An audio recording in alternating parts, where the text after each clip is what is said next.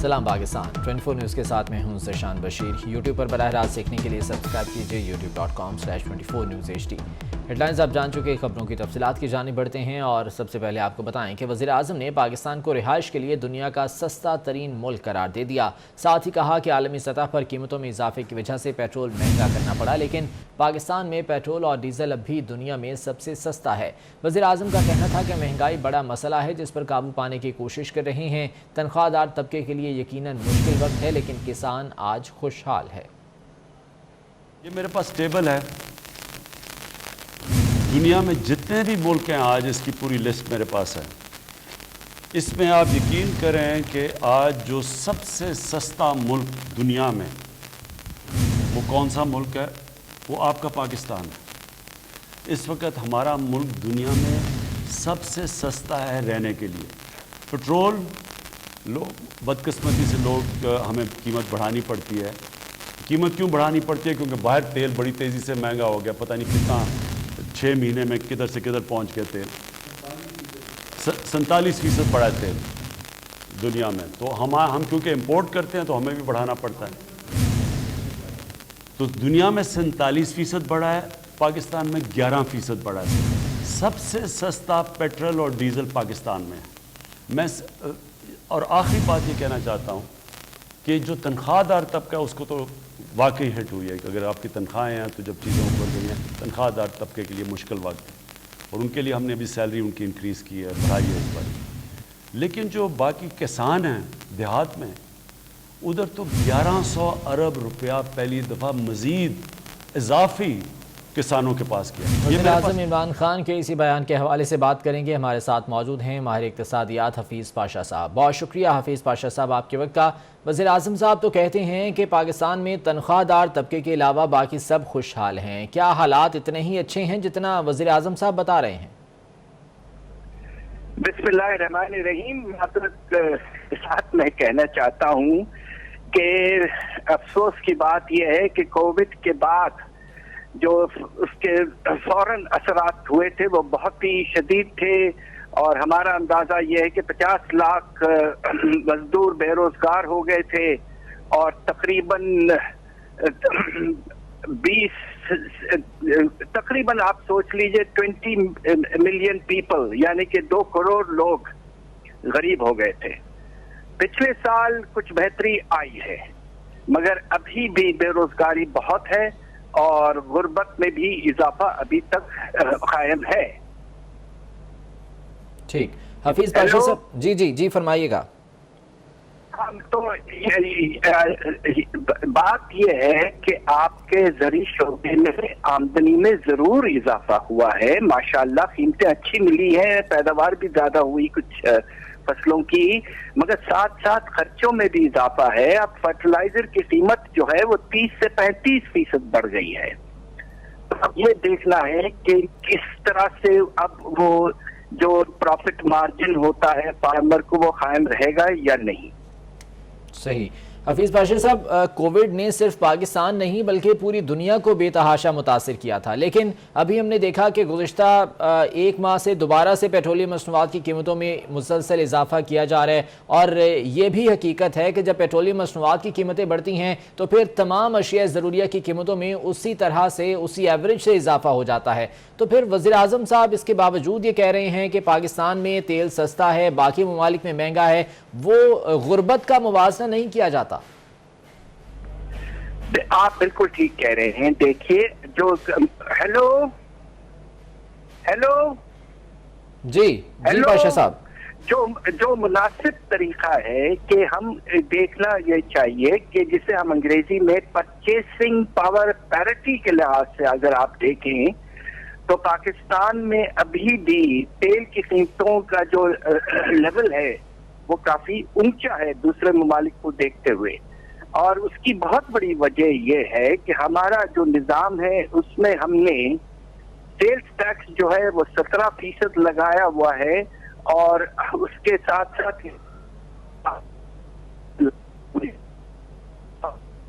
सही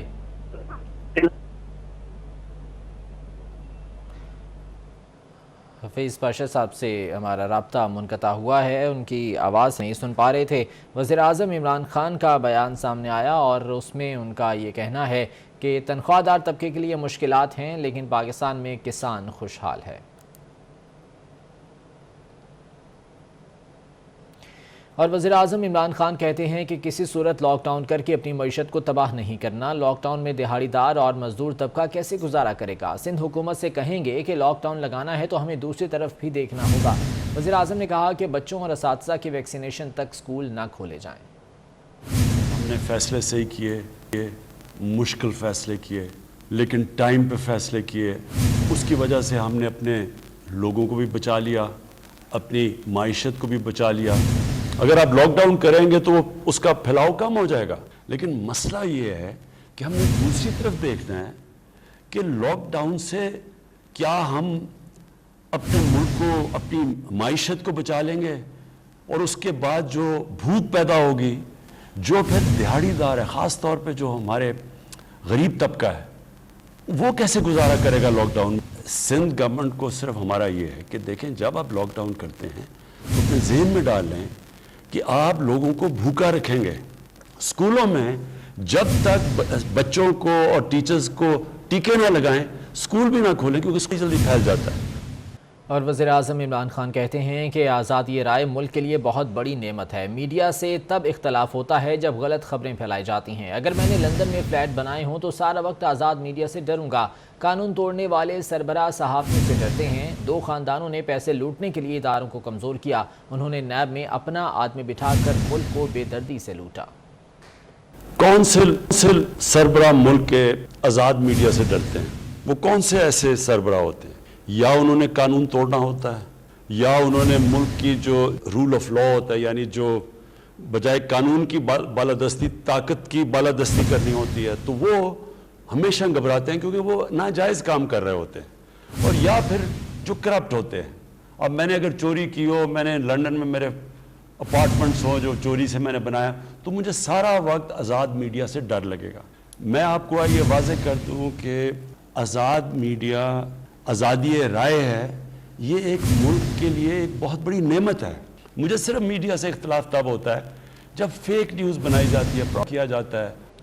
لاہور میں جلد کراچی کی طرح ٹینکر مافیا آ جائے گا۔ وزیر اعظم عمران خان نے خبردار کر دیا۔ کہتے ہیں لاہور کا پانی تیزی سے کم ہو رہا ہے، شہروں کو پھیلنے سے روکنا ہوگا۔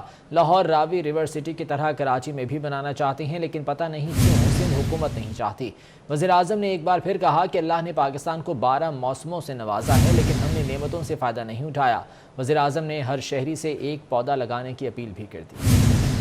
میں آج سب آپ کو اب تاکید کرتا ہوں کہ ہو سکے تو آپ نے کم از کم ایک درخت ضرور لگانا ہے یہ برسات کے اندر۔ جس بے دردی سے ہم نے اپنے ملک میں اپنے جنگلات تباہ کیے ہیں، ہم نے درخت کاٹے ہیں، ہم نے کچھ سوچا نہیں اپنے آنے والی نسلوں کے لیے۔ اللہ نے یعنی جو اس ملک کو نعمتیں دی ہیں، شاید میرے خیال میں کسی ملک کو ہوں کہ ہمارے پاس 12 موسم ہیں۔ K2 سے جب ہم جاتے ہیں سمندر تک تو ہر جگہ مختلف کلائمیٹس ہیں۔ پاکستان میں جو ہم 10 ارب درخت لگا رہے ہیں اپنی نسلوں کے لیے، اپنے ملک کو، اور یہ اس اللہ کا شکر ادا کر رہے ہیں اس کی نعمت کا دھیان رکھتے ہوئے جو نعمت ہے پاکستان۔ اب میں نے ہر جگہ آرڈر کیا ہے کہ ہر شہر کے ماسٹر پلان بنیں گے۔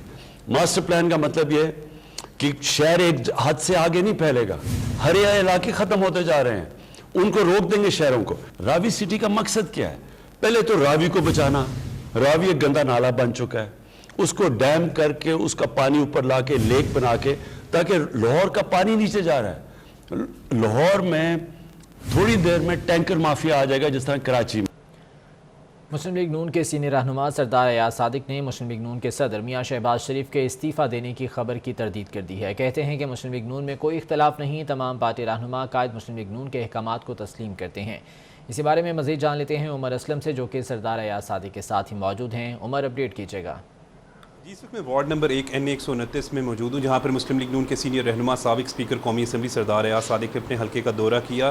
سردار صاحب استعفیٰ دے رہے ہیں شہباز شریف صاحب یا کوئی ناراضگی ہے؟ یہ اختلافات ہیں پاکستان مسلم لیگ نون میں؟ شہباز شریف صاحب کی استعفے کی بات ہے، وہ تو اگر میاں نواز شریف صاحب انہیں کہیں گے تو وہ بھی دے دیں گے، ہم سارے دے دیں گے۔ ہم میں سے کوئی چوکے گا نہیں، اور وجہ تو کوئی نہیں کہ کیوں شہباز شریف صاحب استعفیٰ دیں یا وہ، اور اگر وہ دیں گے وہ کوئی ایسا کام نہیں کریں گے جب تک وہ میاں نواز شریف ناراض ہیں؟ آپ تک کوئی ایسی اطلاعات آئی ہیں کہ شہباز شریف ناراض ہیں، خاموش ہیں؟ کیونکہ کشمیر الیکشن میں ان کا کوئی ایکٹیو پارٹیسپیشن دکھائی نہیں دی. کوئی ایسی چیز ہمیں نظر نہیں آئی جو کہ انہوں نے نیگیٹو بات کی ہو، یا کوئی ڈبل اوپینین کی بات کی ہو، یا سوچ کی بات کی ہو. کوئی ایسی چیز استعفے کی بات کوئی سوال ہی نہیں پیدا، کوئی ذکر ہی نہیں ہوا استعفے کا. مسلم لیگ نون کے سینئر رہنما سردار ایاز صادق کا کہنا ہے کہ مسلم لیگ نون میں کسی قسم کے کوئی اختلافات نہیں، نہ ہی صدر مسلم لیگ نون میاں محمد شہباز شریف نے کوئی استعفیٰ دیا. بہت شکریہ آپ کا. اور آزاد کشمیر قانون ساز اسمبلی کے نو منتخب رکن سردار تنویر الیاس کا کہنا ہے کہ کشمیر کے وزیر اعظم کا فیصلہ چیئرمین تحریک انصاف عمران خان کریں گے. اس حوالے سے نمبر 1 نمبر 2 کی کوئی لائن ہی نہیں تھی. بیرسٹر سلطان محمود کو ہمیشہ بھائی کہا، وہ قابل احترام ہے. نمبر 1 نمبر 2 کی تو کوئی لائن ہی نہیں تھی. اچھا مطلب اب آپ کو وزیر اعظم سمجھ لیں، آپ کو وزیر اعظم سمجھ لیں پھر. اگر وزیر اعظم کا فیصلہ تو چیئرمین تحریک انصاف نے کرنا ہے. لیکن سر آپ کے چہرے کے تاثرات بتا رہے ہیں آپ وزیر اعظم بن گئے. اللہ کرے آپ کی زبان میں بات. کبھی بھی نہیں، میں نے ہمیشہ ان کو اپنا بھائی کہا ہے. ہم نے کہا وہ ہمارے بھائی ہیں، پارٹی پریزیڈنٹ ہیں. ہم نے کبھی بھی ان کے خلاف ایک لفظ تک نہیں کہا. آج بھی وہ ہماری یہ قابل احترام ہے، ہمارے پارٹی کے پریزیڈنٹ ہیں. یہ کسی نے غلط انفارمیشن دی. آزاد کشمیر اسمبلی میں مشترکہ حکمت عملی کے لیے پیپلز پارٹی اور مسلم لیگ نون میں رابطے ہوئے ہیں. ذرائع کا کہنا ہے کہ وزیر اعظم، اسپیکر اور ڈپٹی اسپیکر کے لیے بھی مشترکہ امیدوار کھڑے کیے جائیں گے. آزاد کشمیر اسمبلی میں مشترکہ حکمت عملی کے لیے پیپلز پارٹی اور مسلم لیگ نون کے درمیان رابطہ ہوا ہے. ذرائع کا یہ کہنا ہے کہ وزارت عظمیٰ کے عہدے کے لیے اس کے علاوہ اسپیکر اور ڈپٹی اسپیکر کے لیے بھی مشترکہ امیدوار سامنے لائے جائیں گے.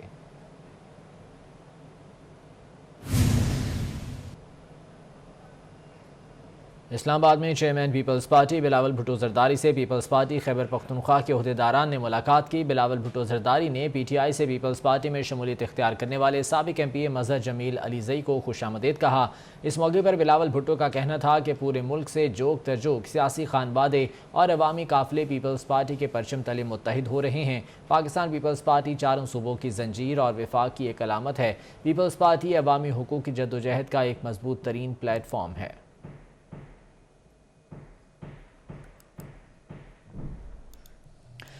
کل وزیر اعظم کو کرونا سے متعلق سفارشات پیش کریں گے. وفاقی وزیر اسد عمر اور ڈاکٹر فیصل سلطان نے میڈیا سے گفتگو کے دوران کہا کہ کرونا سے متعلق مشترکہ پلیٹ فارم میں وفاق اور صوبے شراکت دار ہیں. این سی او سی پورے ملک کو ایک ہی نظر سے دیکھتی ہے. وبا سرحدوں کو نہیں دیکھتی، ملک کے ہر حصے کو متاثر کرتی ہے.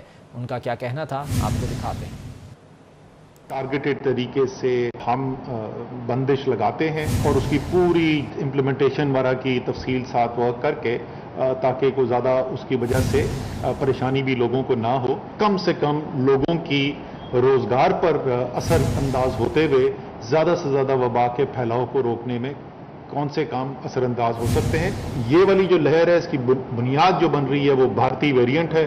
وہ انتہائی تیزی سے پھیلتا ہے. شہر ٹارگٹ کریں گے جہاں پر ہمیں زیادہ خدشہ نظر آ رہا ہے. جو عمومی طور پر بڑے شہر ہیں اس کا بھی فیصلہ کل وزیر اعظم کے ساتھ میٹنگ کے بعد ہو جائے گا کہ کون سے ہم نے کر دے. جو کامیابی پاکستان نے حاصل کی اپنے لیے ہدف سیٹ کرنے کے لیے، وہ بڑے بڑے ممالک نہیں کر سکے. این سی او سی کے پلیٹ فارم کا کوئی سیاست سے تعلق نہیں ہے. گزشتہ ہفتے میں ایوریج اوسط اگر دیکھی جائے تو تقریباً دن کے 2-2.5 ہزار کیسز کے قریب ڈیٹیکٹ ہو رہے تھے، اور آپ نے دیکھا کہ گزشتہ 24 گھنٹوں میں یہ تعداد جو ہے وہ 5,000 کے قریب پہنچ گئی. جو پازیٹیوٹی کی شرح ہے وہ بھی تقریباً 8.8 ہے. اس سے یہ چیز واضح ہوتی ہے کہ نہ صرف کہ بیماری بڑی ہے، یہ چوتھی ویو جو ہے کرونا وائرس کی، یہ واضح طور پہ ہمارے سامنے، ہم اس کے تھرو گزر رہے ہیں. لیکن اس کے ساتھ ساتھ جو وہ دباؤ ڈال رہی ہے ہیلتھ کیئر سسٹم پہ، وہ بھی بڑا واضح ہے. اور ملک میں کرونا خطرناک حد تک پھیلنے لگا. گزشتہ روز 3 ماہ میں 5,000 سے زائد نئے کیسز سامنے آئے، جبکہ 9 مئی کے بعد مثبت کیسز کی سب سے زیادہ شرح رہی. گزشتہ 24 گھنٹوں میں مہلک وائرس 62 زندگیاں نکل گیا. کرونا کے مثبت کیسز کی شرح بھی 9% کے قریب پہنچ گئی. 24 گھنٹوں میں کرونا کے 5,026 نئے کیسز سامنے آئے. اور سعودی عرب نے 10 اگست سے عمرہ زائرین کو ملک میں داخل ہونے کی اجازت دے دی ہے۔ وزارت حج و عمرہ کے ترجمان حشام سعید کا کہنا ہے کہ صرف کرونا پابندیوں سے مستثنی ممالک کے زائرین کو ہی داخلے کی اجازت ہوگی۔ وزارت حج و عمرہ کے مطابق پہلے بیچ میں 20,000 سے زائد غیر ملکی زائرین کو عمرے کی اجازت ہوگی، جس کے بعد زائرین کی تعداد کو وقت کے ساتھ ساتھ بڑھایا جائے گا۔ سعودی میڈیا کے مطابق پاکستان، بھارت اور UAE پابندیوں سے مستثنی ممالک میں شامل نہیں ہیں۔ وزیر اطلاع سندھ ناصر حسین شاہ نے کراچی میں Clifton drive through vaccination centre کا دورہ کیا۔ پارلیمانی سیکرٹری برائے صحت قاسم سمرو، ڈپٹی کمشنر جنوبی ارشاد سودھڑ بھی ان کے ہمراہ تھے۔ ناصر شاہ نے دورے کے دوران سہولیات کا جائزہ لیا۔ مزید جان لیتے ہیں، محمد کامران ہمارے ساتھ موجود ہیں۔ کامران، اپڈیٹ کیجیے گا ناصر شاہ کے دورے کے حوالے سے۔ جی بالکل، صوبائی وزیر اطلاعات سندھ سید ناصر حسین شاہ نے Clifton drive through vaccination centre کا دورہ کیا ہے۔ اس موقع پر پارلیمانی سیکرٹری برائے صحت قاسم سومرو، ڈپٹی کمشنر جناب جنوبی ارشاد سردر و دیگر بھی ان کے ہمراہ موجود تھے۔ سہولیات کا جائزہ لیا اور ویکسین کے لیے شہریوں سے معلومات اس موقع پر ناصر حسین شاہ نے لی۔ اس موقع پر صوبائی وزیر کا کہنا تھا کہ 18 جولائی سے یہ جو ڈرائیو تھرو سینٹر ہے جو شہریوں کے لیے جو سہولیات فراہم کر رہا ہے، جیز بینک کے تعاون سے سندھ حکومت نے یہ ویکسینیشن سینٹر قائم کیا ہے۔ ناصر حسین شاہ نے مزید اس حوالے سے کہا کہ جیز بینک کی جو خدمات ہیں وہ اس کو حکومت سندھ کی جانب سے اس کو سراہا گیا اور بڑی تعداد میں اس کا اس حوالے سے کہنا تھا کہ بڑی تعداد میں شہری جو ہیں وہ ویکسینیشن سینٹر میں بہت شکریہ کامران اپڈیٹ کرنے کے لیے۔ میانمار میں بغاوت کے بعد فوج نے ملک میں نافذ ایمرجنسی کو مزید 2 سال کے لیے بڑھا دیا ہے۔ فوجی سربراہ من اونگ نے عبوری حکومت کے وزیر اعظم کا عہدہ سنبھال لیا۔ میانمار میں 6 ماہ قبل فوج نے منتخب حکومت کا تختہ الٹ کر اقتدار پر قبضہ کر لیا تھا۔ حال ہی میں قائم کی جانے والی نگران حکومت فوج کی حمایت سے تشکیل دی گئی ہے۔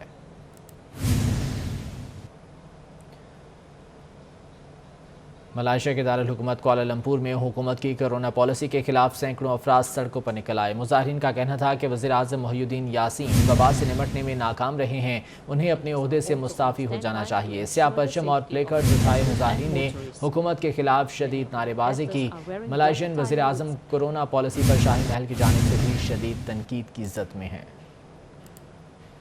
ملائیشیا کے دارالحکومت کوالالمپور میں حکومت کی کرونا پالیسی کے خلاف سینکڑوں افراد سڑکوں پر نکل آئے اور احتجاجی مظاہرہ کیا۔ مظاہرین کا کہنا تھا کہ وزیر اعظم محی الدین یاسین وبا سے نمٹنے میں ناکام رہے ہیں۔